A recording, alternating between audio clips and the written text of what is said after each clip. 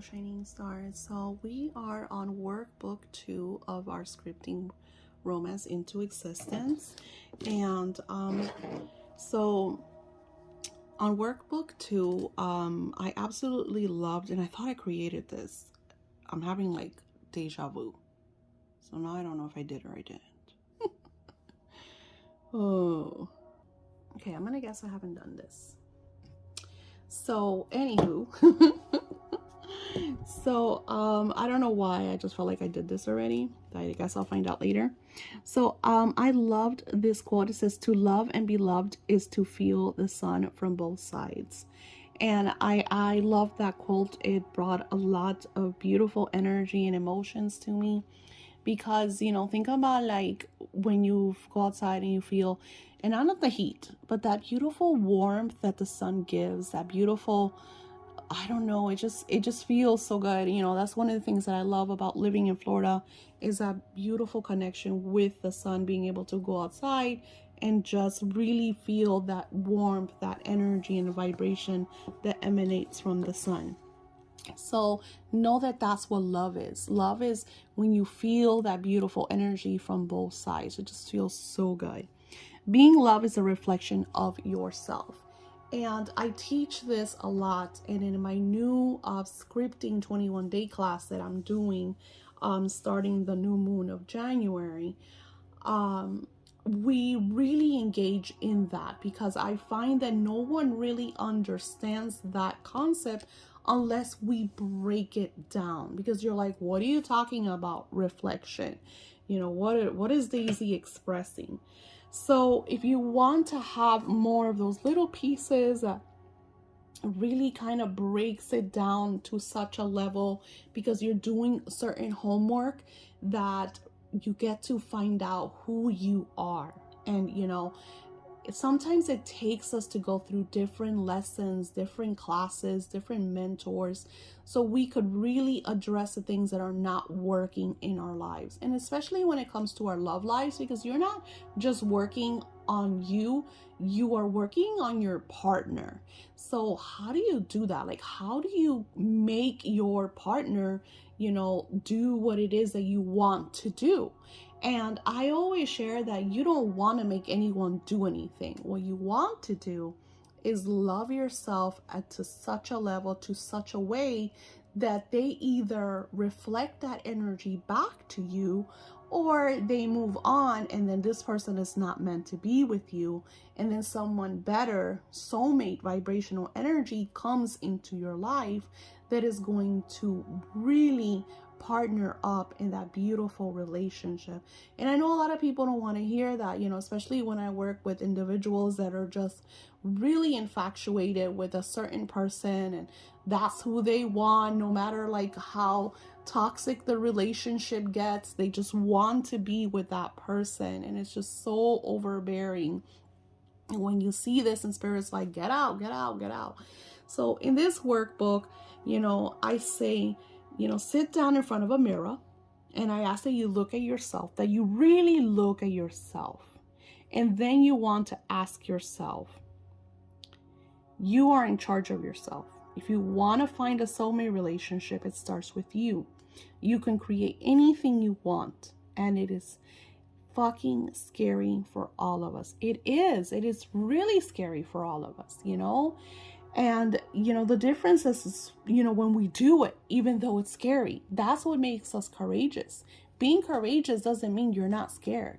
You're fucking scared, but it's doing it anyways. So sometimes, you know, I hear people like, Daisy, I don't look at myself in the mirror. Well, why is that? Why don't you look at yourself in the mirror? Because you are the most important part of your life.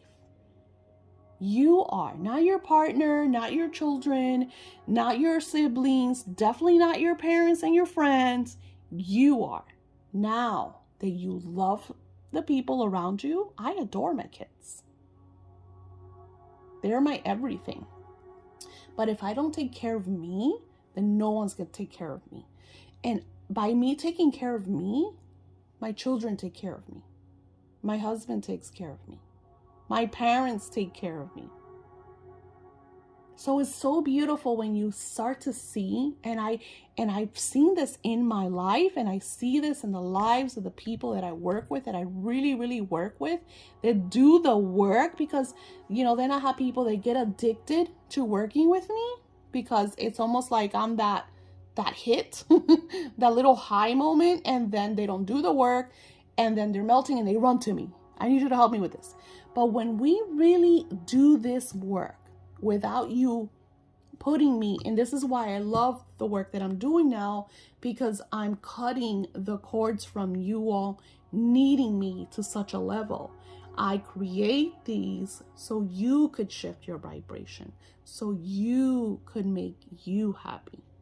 So I want you to look at yourself in the mirror and ask yourself, am I happy? Really be honest with yourself. Are you happy?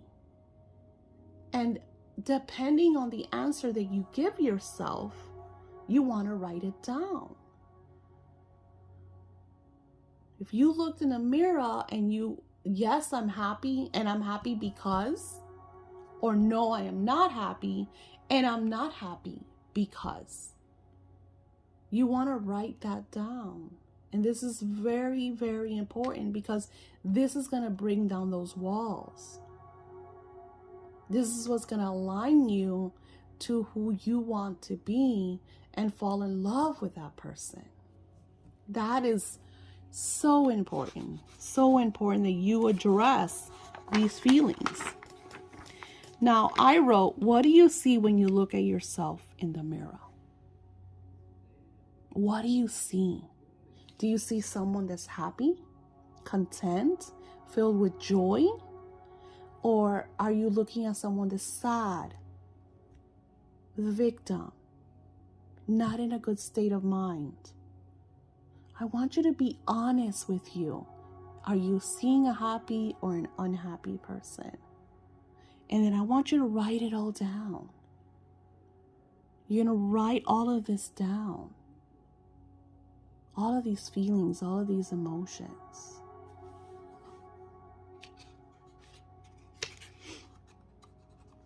I think the other one is just more room. Yeah.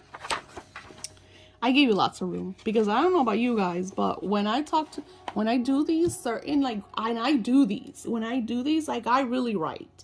I really get to the nitty gritty of why am I happy? Or if I'm like, you know, I found a hair in the wrong place, and I'm like, well, that doesn't make me happy. And those are superficial things. But sometimes I'll be like, when I was like very overweight, and I was just like, I felt sluggish, and you know, I broke it down. I was like, I'm not happy. I'm overweight, and it's not just the overweightness, is that I don't feel good. I'm tired. So I was very honest to why I was looking at myself in the mirror and not seeing my happiness, not seeing myself how I would like to see myself. And so what happens is that you address the situation, and then you build the courage to change it. Now, if you're happy, then you're just in gratitude of it. Because now I look at myself in the mirror and I'm like, damn, you look good. I feel good. I feel more energetic. I just did my hair. It looks good. I just conditioned it. Love my frizzy curls. What do you want to see when you look at yourself in the mirror? I want to see myself, my reflection, glowing. I want to see myself happy, joyful. I want to see myself, because I love to wear certain makeups and eyeshadows, and I want to see myself radiating in the things that I desire, and the things that I want to wear, and the things that I feel make me feel good. I want to look at myself in the mirror and know that I did my hair, and that makes me feel good. I want to look at myself in the mirror and know that I put makeup on, and that makes me feel good. Even when I don't put on makeup, I want to look at myself in a mirror and look at myself and be like, damn, you're gorgeous. So what do you want to see when you look yourself in a mirror? And then it's not just looks. Because if we talk about happy, what is not making you happy? Because more often than not, it's your relationship, because that's what we're pivoting here, right? That's our point. So when you look at yourself in the mirror, what do you see? Someone that's in an unhappy relationship. So then you want to write why, when you look at yourself in the mirror, you're seeing your unhappy relationship. And when you see and you write all that down, then you want to come here and says, what do you want to see when you look at yourself in the mirror in a happy relationship, in a fulfilling relationship, in a loving relationship? And you're going to write, they communicate with me better. They tell me I'm beautiful. That they send me flowers or gifts. That they spend more time with me. And then we're going to break those answers down to, do you love yourself? Do you buy yourself gifts? Do you sit down and have inner conversations with yourself? And you're, Daisy, nobody talks to themselves. Well, why not? I have conversations with myself all the time. When I want answers, I know that the best person that's going to give me the answers is my higher self, my divine self, my God self. So I have those conversations. I will stand around and I'll be like, I need to create this video course, and I really want to touch and inspire the lives of everyone that comes into my video and my new course. How do I do that? And then guess what, my friends? I get every fucking answer. Does it happen in 24 hours like all of you guys expect? No.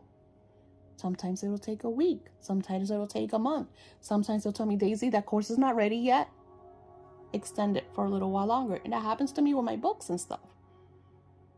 I have books that I'm supposed to write with certain angels that I was supposed to write last year, but I wasn't ready for it. And the angels are holding off until I am ready for that energy and vibration. And I feel like this is why they pushed me not to do any more rituals, not to have that neediness connection with my clients, so I could focus on my content creation, my books and my stuff. Because if I'm trying to work on stuff with the angels that I'm auto writing, I have to be in a certain state of mind. I can't have people needing me, calling me, pulling me. I have to be able to turn off my phones, turn off, So that's why Spirit's like, no more rituals. No more on calls. So I do have my on-call altars, but I don't have to reply to them daily. On-call altars is different, and that's why I love, and that's why I still do it, because I do an altar for my client. I send them updates. If they send me questions, if they're going through stuff, they tell me, hey Daisy, can you add this? I'm going through this. Can you do that? And then of course my assistant looks at the situations. They forward it to me, and then I address it on the altar. But it's not like someone that I have to talk to text every day. So it's different. And I did not see myself coming out of that, because for me, I love my personal engagement with my clients, but there's certain clients that really deteriorated me to such a level that it became overwhelming. So I can't be, I can't write a book with an angel if I have Sally here calling me every 10 minutes about her melting, So that is mine experience. So what is yours? What is going on in your life right now at this moment that you need to balance? When you look at yourself in a mirror, what do you see? Who are you? This is why this workbook is so important, because you're going to see things through a whole different level. You're going to be able to really recognize the things that you have to work on, the things that you have to change, and how important you actually are. And all the questions that you ask will be answered. This is what is so empowering about taking these beautiful courses. And like I said, this is part of the mini course. And, and I share this, of course, with my scripting classes. But the next course that I'm doing that starts during the new moon energy, you want to be part of, because it's going to be very hands-on. Very hands-on.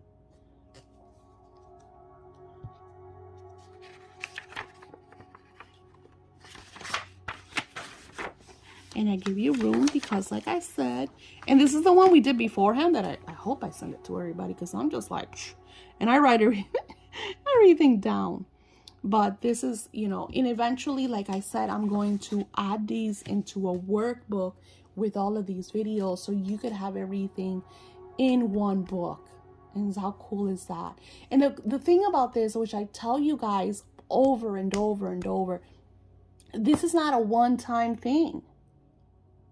This is not a one-time thing. I have conversations with my mirror self all the time. Especially when I'm trying to manifest, I'm trying to figure something else, or I'm trying to, start a new regimen, or, whatever it is. I stand in front of the mirror and we have conversations. And it's so beautiful that I see, like, when I felt at my low point, and like how good I feel right now, and how much I radiate, and how happy I am, and how I'm like, okay, Daisy, work your ass off today, because tomorrow you're gonna go spend a day with your daughter, you're gonna go to restaurants, you're gonna go shopping, you're just gonna be, and I could do that, and it feels so good. When was the last time that you did something amazing for yourself? I do amazing shit for myself every single week. Every single week, I make sure that I have a day or two. Sometimes I do it multiple. Like last week, during the Christmas holiday, I spent a whole week with my granddaughters. Then last week, me and my husband went out to eat on we had a little dinner date. Then I went 2 different days with my daughter and my husband, and another day that I went with my daughter, my husband, and my son. So always celebrating, because our lives are super important. And you deserve to live the best life. But you have to do it. I can't do it for you. All I do is mentor you, is show you the path. You have to place yourself in first place. Put yourself to the level that you are amazing and you deserve the very best. So when you do look at yourself in the mirror, you're like, God, I'm beautiful. I fucking love me. Thank you all for being part of my work. I send you lots of love and blessings, and I look forward to seeing you in all our upcoming classes. Namaste.